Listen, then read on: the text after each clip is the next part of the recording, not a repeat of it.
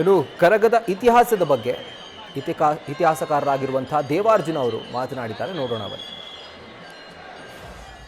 ವಿಶ್ವವಿಖ್ಯಾತ ಬೆಂಗಳೂರು ಕರಗದ ಬಗ್ಗೆ ನಾವೊಂದು ಸ್ವಲ್ಪ ವಿಚಾರವನ್ನು ತಿಳ್ಕೊಳ್ಳೋಣ ಅಂಥೇಳಿ ನಾವೀಗ ಅಧ್ಯಯನದಲ್ಲಿ ತೊಡಗಿ ಈಗ ಅದರ ಬಗ್ಗೆ ಮಾತನಾಡಲಿಕ್ಕೆ ಪ್ರಾರಂಭಿಸ್ತಾ ಇದ್ದೀನಿ. ಬೆಂಗಳೂರು ಮೂಲತಃ ಹೆಸರು ಕಲ್ಯಾಣಪುರಿ ಎಂಬುದು ಬೆಂಗಳೂರಿನ ಹೆಸರು. ಈ ಕಲ್ಯಾಣಪುರಿ ಪ್ರಸ್ತುತ ಬೆಂಗಳೂರಾಗಿ ಪರಿವರ್ತನೆ ಆಗಿದೆ ಅಂತ ಹೇಳ್ತಿದ್ದಾರೆ. ಇಲ್ಲಿ ಮೊದಲು ಬೆಂಗಳೂರು ಬೆಂದಕಾಳೂರು ಅನ್ನೋ ಒಂದು ಗ್ರಾಮವಾಗಿ ಇತ್ತಂತ ಹಿರಿಯರು ಹೇಳ್ತಾರೆ. ಮತ್ತು ಹಲವಾರು ಸಂಶೋಧಕರು ಅಧ್ಯಯನಕಾರರು ಕೂಡ ಬೆಂಗಳೂರಿನ ಬಗ್ಗೆ ಭಾಳಷ್ಟು ಇತಿಹಾಸಗಳನ್ನು ಚರ್ಚೆ ಮಾಡಿದ್ದಾರೆ. ಹೀಗಾಗಿ ಬೆಂಗಳೂರು ಶ್ರೀ ಧರ್ಮರಾಯ ಸ್ವಾಮಿ ದೇವಸ್ಥಾನ ಅದರ ಬಗ್ಗೆ ನಾವು ಮಾತಾಡ್ತಾ ಹೋದಾಗ ಈ ವಿಶ್ವವಿಖ್ಯಾತ ಬೆಂಗಳೂರು ಕರಗ ಏನಿದೆ ಇವತ್ತು, ಆ ದೇವಸ್ಥಾನದ ಮೂಲ ಸ್ಥಳ ಶ್ರೀ ಧರ್ಮರಾಯ ಸ್ವಾಮಿ ದೇವಸ್ಥಾನ. ಈ ಧರ್ಮರಾಯ ಸ್ವಾಮಿ ದೇವಸ್ಥಾನ ಪಲ್ಲವರ ಕಾಲದಲ್ಲಿ ಪ್ರತಿಷ್ಠಾಪನೆ ಆಗಿತ್ತು ಅಂತ ಹೇಳ್ತಾರೆ.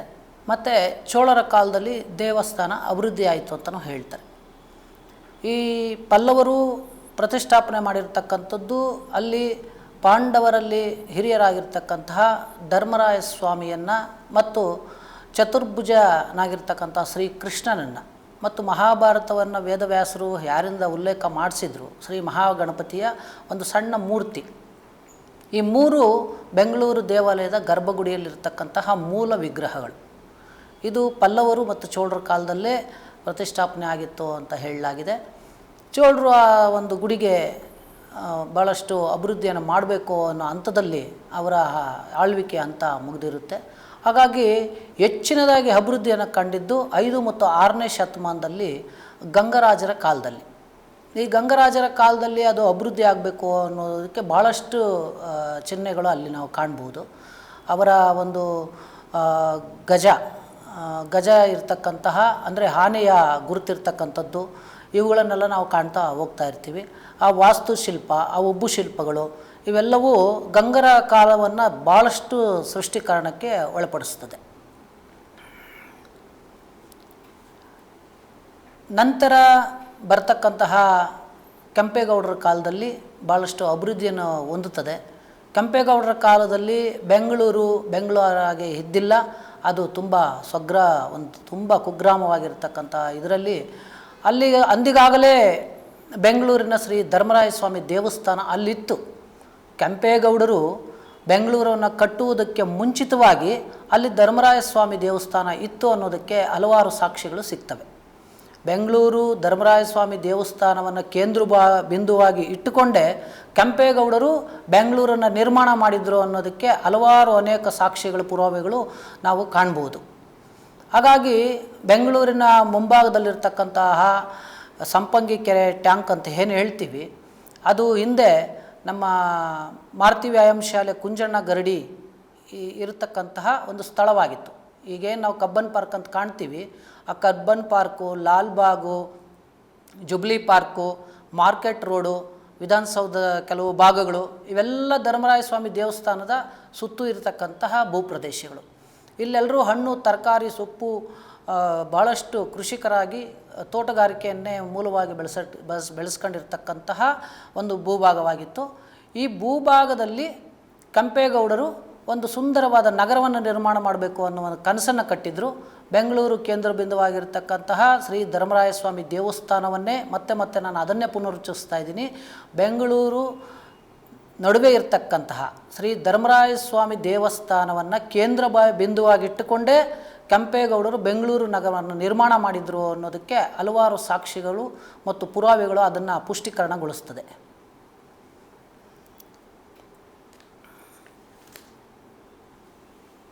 ಅದಕ್ಕೆ ಇನ್ನೊಂದು ಪಾಯಿಂಟ್ ಸೇರಿಸ್ಬಿಡ್ತೀನಿ ಸರ್. ಕೆಂಪೇಗೌಡರು ಬೆಂಗಳೂರು ನಗರವನ್ನು ನಿರ್ಮಾಣ ಮಾಡಬೇಕಾದ್ರೆ ಎಲ್ಲ ಜಾತಿ, ಮತ, ಭೇದ, ಪಂಥಗಳಿಗೋಸ್ಕರ ಅವರವರದೇ ಆದಂತಹ ಪೇಟೆಗಳನ್ನು ನಿರ್ಮಾಣ ಮಾಡಿದರು. ಅಲ್ಲಿ ಹಲಸೂರು ಪೇಟೆ, ಗಾಣಿಗರ ಪೇಟೆ, ಬೆಸ್ತರ ಪೇಟೆ, ಗೊಲ್ಲರ ಪೇಟೆ, ಸುಣ್ಕಲ್ ಪೇಟೆ, ಮಾರುಕಟ್ಟೆ ರಸ್ತೆ, ಈ ಥರ ಎಲ್ಲ ಸಮುದಾಯಕ್ಕೂ ಒಂದೊಂದು ಪೇಟೆಗಳನ್ನು ನಿರ್ಮಾಣ ಕೊಡೋದು. ಅದು ವೃತ್ತಿಯೂ ಸಹ ಹಾಗೆ ಇತ್ತು. ಕೆಲವು ಸುಣ್ಣ ಮಾರ್ತಕ್ಕಂಥ ಒಂದು ಭಾಗವನ್ನು ಸುಣ್ಕಲ್ಪೇಟೆ ಅಂತಲೂ, ಇನ್ನೊಂದು ನಮ್ಮ ವೈನಿಕುಲ ಕ್ಷತ್ರಿಯ ಸಮುದಾಯ ಇರತಕ್ಕಂತಹ ಪೇಟೆಯನ್ನು ಹಲಸೂರು ಪೇಟೆ ಅಂತಲೂ, ಇದೀಗ ಇತ್ತೀಚೆಗೆ ಅದನ್ನು ತಿಗಳರಪೇಟೆ ಅಂತ ಕೆಲವೇ ವರ್ಷಗಳ ಹಿಂದೆ ಅಂದೇಳಿದ್ರೆ ಜಯಚಾಮರಾಜೇಂದ್ರ ಒಡೆಯರ ಕಾಲದಲ್ಲೂ ಅಥವಾ ದೇವರಾಜ ಅರಸವರ ಕಾಲದಲ್ಲಿ ಅದನ್ನು ಪರಿವರ್ತನೆ ಮಾಡಿದ್ದಾರೆ.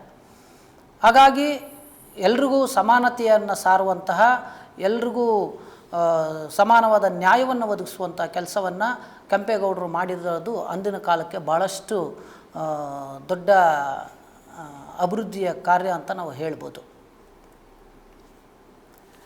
1811ರಲ್ಲಿ ಮೈಸೂರು ಮಹಾರಾಜರು ಆಗಿರ್ತಕ್ಕಂತಹ ಇಮ್ಮಡಿ ಕೃಷ್ಣರಾಜೇಂದ್ರ ಒಡೆಯರು ನಮ್ಮ ಸನ್ನಿಧಿಗೆ ಭೇಟಿ ಕೊಟ್ಟಿರ್ತಾರೆ. ಶ್ರೀ ಧರ್ಮರಾಯ ಸ್ವಾಮಿ ದೇವಸ್ಥಾನದ ಸನ್ನಿಧಿಗೆ ಭೇಟಿ ಕೊಟ್ಟು ಅಲ್ಲಿರ್ತಕ್ಕಂತಹ ದೇವಾಲಯದ ಕರಗ ಆಗಿರ್ಬೋದು, ಅಲ್ಲಿನ ಒಂದು ವೈನಿಕುಲ ಕ್ಷತ್ರಿಯರ ಸಂಪ್ರದಾಯ ಸಂಸ್ಕೃತಿ, ಆ ವಿಶಿಷ್ಟವಾಗಿರ್ತಕ್ಕಂಥ ವಿಭಿನ್ನವಾಗಿರ್ತಕ್ಕಂಥ ಕಾರ್ಯಾಚರಣೆಗಳೆಲ್ಲವನ್ನು ನೋಡಿ ಆ ದೇವಸ್ಥಾನಕ್ಕೆ ಭಾಳಷ್ಟು ಮಠಮಾನ್ಯಗಳನ್ನು ಯಾವ ರೀತಿ ಎಲ್ರಿಗೂ ದಾನವಾಗಿ ಇನಾಮತಿಯಾಗಿ ಕೊಡ್ತಾಯಿದ್ರು, ಅದೇ ರೀತಿ ನಮ್ಮ ಧರ್ಮರಾಯ ಸ್ವಾಮಿ ದೇವಸ್ಥಾನಕ್ಕೂ ಕೂಡ ಅವರ ದೇವಸ್ಥಾನದ ಅಭಿವೃದ್ಧಿಗೂ ಕೂಡ ಅವರು ದೂಪನಹಳ್ಳಿ, ಇಂದ್ರನಗರ, ನೀಲಸಂದ್ರ, ಹೊಂಗಸಂದ್ರ ಈ ಗ್ರಾಮಗಳಲ್ಲಿ 100 ಎಕರೆಗಳನ್ನು ದೇವಸ್ಥಾನ ಅಭಿವೃದ್ಧಿಗೆ ಮತ್ತು ಆ ಸಮುದಾಯದ ಅಭಿವೃದ್ಧಿಗೆ ಭೂಭಾಗಗಳನ್ನು ದಾನವಾಗಿ ನೀಡಿರ್ತಕ್ಕಂಥದ್ದು ಇಂದಿಗೂ ಕೂಡ ದಾಖಲೆಗಳು ಅವುಗಳನ್ನು ಆ ಮಹಾರಾಜರ ಒಂದು ದಾನದ ಕೊಡುಗೆಗಳನ್ನು ಇಂದಿಗೂ ಕೂಡ ಅದು ಹೇಳ್ತವೆ. 1978ರಲ್ಲಿ ಪ್ರಾಚ್ಯವಸ್ತು ಸಂಶೋಧಕರಾಗಿರ್ತಕ್ಕಂಥವ್ರು ಒಬ್ಬರು 900 ವರ್ಷಗಳಿಗಿಂತಲೂ ಹಳೆಯದಾಗಿರ್ತಕ್ಕಂಥ ಈ ದೇವಸ್ಥಾನ ಅಂಥೇಳಿ ಅವರು ಆ ಸಂಶೋಧನೆ ಮೂಲಕ ಅದನ್ನು ದೃಢೀಕರಿಸಿರ್ತಾರೆ. 1935ರಲ್ಲಿ ನಲ್ವಡಿ ರಾಜಕೃಷ್ಣ ಒಡೆಯರು ವನ್ಯಕುಲ ಕ್ಷತ್ರಿಯರ ಸಂಸ್ಕೃತಿ, ಆಚಾರ, ವಿಚಾರ ಇವುಗಳ ಬಗ್ಗೆ ಹೆಚ್ಚಿನ ಆಸಕ್ತಿಯನ್ನು ವಹಿಸ್ತಾರೆ. ಇದೇನು ವಿಶೇಷವಾಗಿರ್ತಕ್ಕಂಥ ಕರಗ, ಅದರ ಒಂದು ಏನು ಪರಿಪರಿಯಾಗಿರ್ತಕ್ಕಂಥ ಕಾರ್ಯಕ್ರಮಗಳು ಇವುಗಳನ್ನು ನೋಡಿ ಅವ್ರಿಗೊಂಥರ ಕುತೂಹಲ ಮೂಡುತ್ತೆ. ಇಂತಹ ಒಂದು ಕಾರ್ಯಕ್ರಮ ಇಲ್ಲಿ ನಡೀತಾ ಇದೆ, ಇದು ತುಂಬ ವಿಶಿಷ್ಟವಾಗಿದೆ, ಇಂಥ ಕಾರ್ಯಕ್ರಮವನ್ನು ನಾವು ಇದಕ್ಕೆ ನಮ್ಮ ನಾಡಿನಲ್ಲಿ ಈ ಥರದ್ದೆಲ್ಲ ಆಚರಣೆ ಆಗುತ್ತಲ್ಲ ಅನ್ನೋ ಒಂದು ನಿಟ್ಟಲ್ಲಿ ಅವುಗಳನ್ನು ಏನಾದರೂ ಮಾಡಿ ಇಂಥ ವಿಶಿಷ್ಟ ಕಾರ್ಯಕ್ರಮನ ಅಭಿವೃದ್ಧಿಪಡಿಸಬೇಕು, ಇದಕ್ಕೆ ಒಂದು ಗಟ್ಟಿಯಾದ ನೆಲೆಯನ್ನು ತೋರಿಸ್ಬೇಕು ಅಂಥೇಳಿ ಅಂದಿನ ಕಾಲಕ್ಕೆ ಅವರು ಆ ಒಂದು ಕರಗದ ಬಗ್ಗೆ, ಆ ಸಮುದಾಯದ ಬಗ್ಗೆ ನೀವೊಂದು ಅಧ್ಯಯನ ಮಾಡಿ ಅಂಥೇಳಿ ಮೈಸೂರು ವಿಶ್ವವಿದ್ಯಾಲಯದ ಕನ್ನಡ ಪ್ರಾಧ್ಯಾಪಕರಾಗಿ ಕೆಲಸ ಮಾಡ್ತಕ್ಕಂತಹ ಡಾಕ್ಟರ್ ಕೆ ವೆಂಕಟಸ್ವಾಮಿ ನಾಯಕ ವರ್ಮ ಅವರನ್ನು ನಿಯೋಜಿಸಿ ವನ್ನಿ ದರ್ಪಣ ಅನ್ನೋ ಪುಸ್ತಕವನ್ನು ಅವರ ಕೈಯಲ್ಲಿ ಉಲ್ಲೇಖ ಮಾಡಿಸ್ತಾರೆ.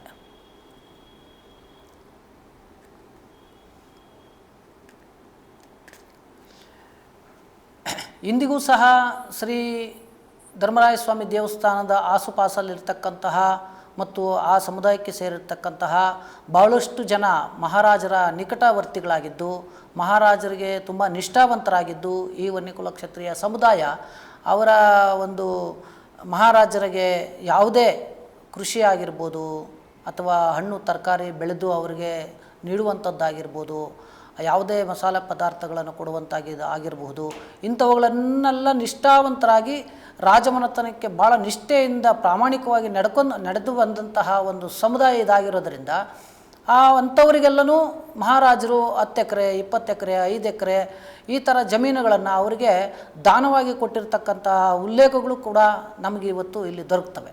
ವಿಜಯನಗರ ಕಾಲದಿಂದಲೂ ದೇವಸ್ಥಾನಕ್ಕೆ ಕರಗಕ್ಕೆ ಭಾಳಷ್ಟು ಮಾನ್ಯತೆ ದೊರೆತಿದೆ.